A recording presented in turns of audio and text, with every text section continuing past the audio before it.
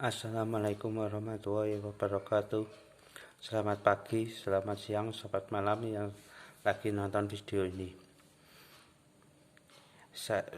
Pada kesempatan kali ini jumpa lagi dengan saya, Mekanik Desa. Untuk kesempatan kali ini saya akan berbagi tentang yang saya tahu tentang karburator.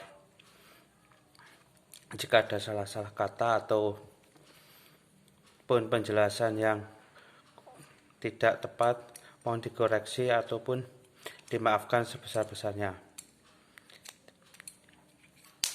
Untuk kesempatan kali ini kita bahas karburator.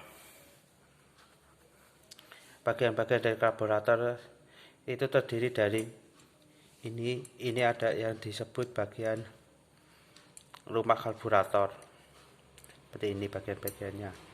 Nah, untuk bagian-bagian dari karburator itu ada ini skep karburator dan jarum karburator. Fungsi dari jarum dan skep karburator ini mengatur besar kecilnya semburan bahan bakar atau pengabutan bahan bakar yang masuk ke mesin. Ini adalah skep karburator dan jarum karburator. Bagian kedua adalah pilot jet. Pilot jet ini berfungsi ketika RPM rendah sampai RPM sedang. Kerusakan pada pilot jet ini adalah di bagian lubang-lubang di sini. Ini biasanya terjadi kelonggaran atau aus sehingga motor itu susah untuk disetel secara langsam ataupun malah tidak bisa disetel stasioner atau langsam. Ini pilot jet. Bagian selanjutnya adalah main jet. Main jet ini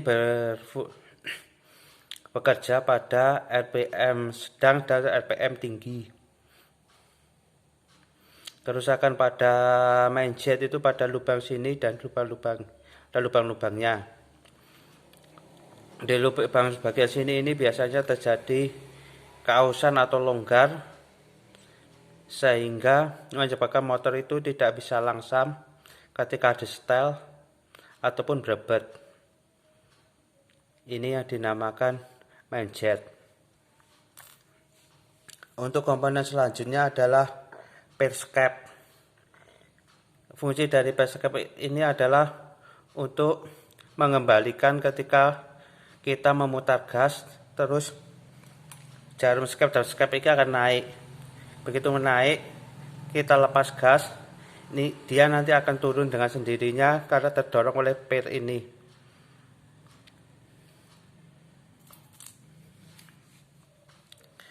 Untuk komponen selanjutnya pada karburator adalah ini adalah saringan. Ini adalah saringan bahan bakar sebelum masuk ke dalam karburator. Yang bahan bakar dari tangki masuk ke sini dulu disaring. Setelah disaring barulah masuk ke karburator.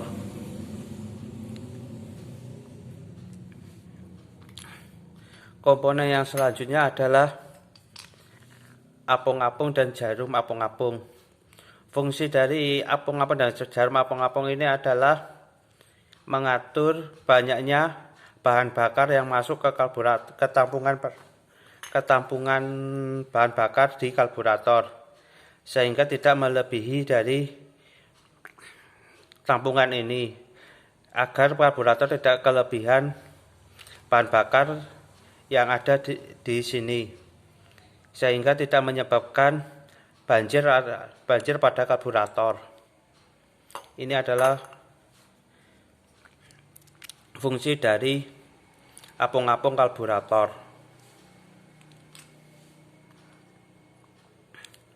Ini adalah tutup skep karburator dan di jalur kabel gas. Jadi kabel gas itu nanti masuk dari sini ke sini, baru dikaitkan dengan skep karburator lewat sini.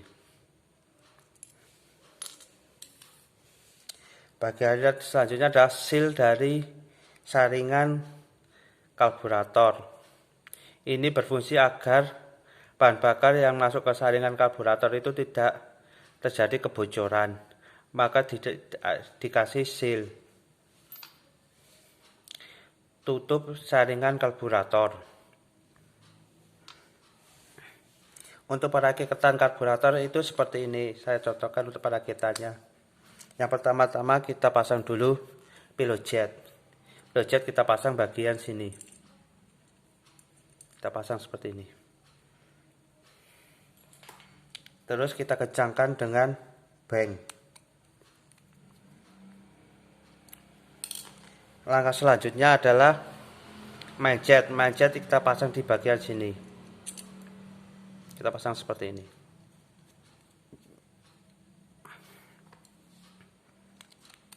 Kita pasang seperti ini. Kita kencangkan.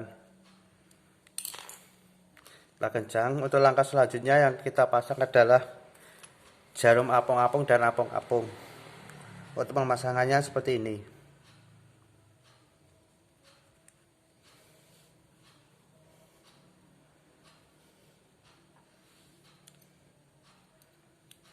Kita pasang seperti ini.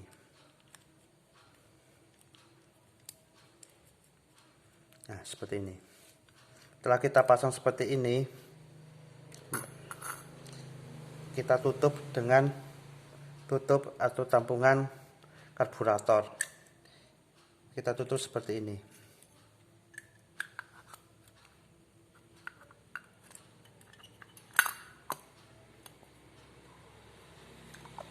Kita tutup seperti ini. Kita kencangkan dengan obeng.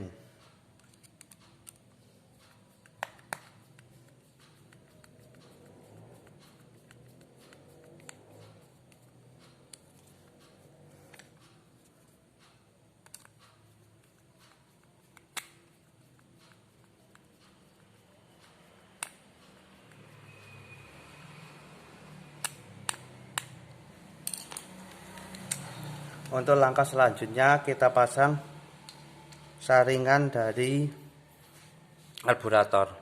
Ini kita pasang di bagian sini.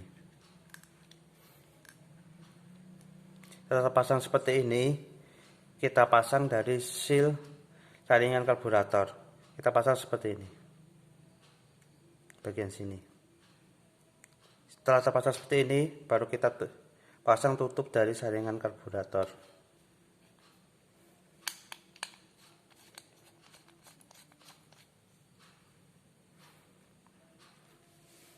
Setelah terpasang seperti ini, kita pasang skep dari karburator. Untuk pemasangan skep ini kita paskan dulu sampai dia masuk mentok, baru kita kasih pernya. Nah, sudah terpasang mentok, kita kasih per dari karburator. Setelah itu baru kita tutup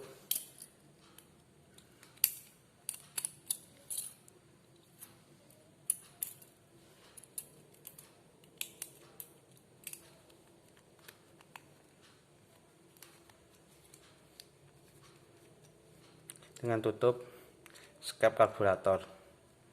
Tutup seperti ini.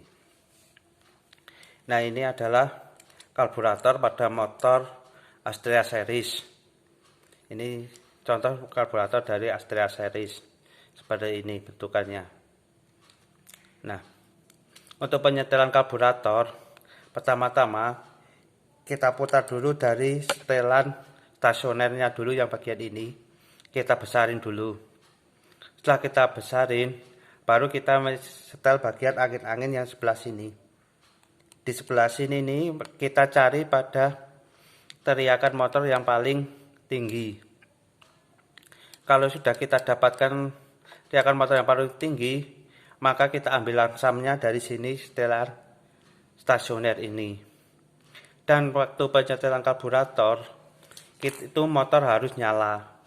Kalau motor tidak nyala, penyetelan karburator tidak akan maksimal, bahkan tidak akan ketemu untuk setelan yang pas atau peta yang baik. Nah, untuk penggantian karburator itu disesuaikan juga dengan mesin dari motor kita. Kalau motor kita itu standar, dan kita ganti dengan karburator yang lebih besar, itu akan percuma. Kenapa percuma? Itu pun masih akan terbanyak bahan bakar yang terbuang, tidak terbakar sempurna, dan kita cuma akan mendapatkan keborosannya, dan efek pada mesin itu pun tidak akan maksimal kalau cuma penggantian karburator. Agar bisa lebih maksimal, kalau kita mengganti, kita harus menyeimbangkan dengan mesin motor kita. Kalau kita pakai mesin motor standar, tidak perlu harus mengganti karburator yang besar. Kita masih bisa menyeting karburator ini agar bisa mendapat tenaga lebih dan penyesuaian yang di komponen yang lain. Kalau motor kita masih standar. Nah, sekian dari saya. Bila ada salah-salah kata atau penyampaian yang kurang tepat, saya mohon maaf sebesar-besarnya karena saya juga masih belajar. Semoga video ini bisa bermanfaat kita semua. Jangan lupa like, komen, dan subscribe agar bisa mendukung channel kami. Sekian dari saya. Assalamualaikum warahmatullahi wabarakatuh.